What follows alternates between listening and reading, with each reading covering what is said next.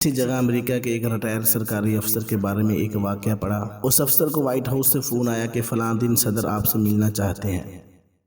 اس افسر نے فوراً معذرت کر لی۔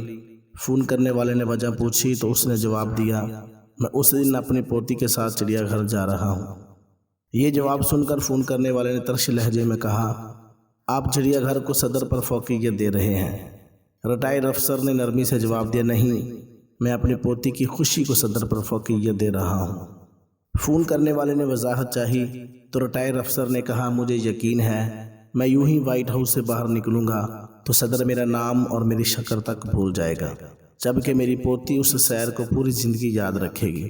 میں گھاٹے کا سودا کیوں کروں؟ میں یہ وقت اس پوتی کو کیوں نہ دوں جو اس دن اس وقت میری شکل اور میرے نام کو پوری زندگی یاد رکھے گی، جو مجھ سے محبت کرتی ہے، جو اس دن کے لیے گھڑیاں گن رہی ہے۔ ہم میں سے 99% لوگ زندگی بھر گھاٹے کا سودا کرتے ہیں۔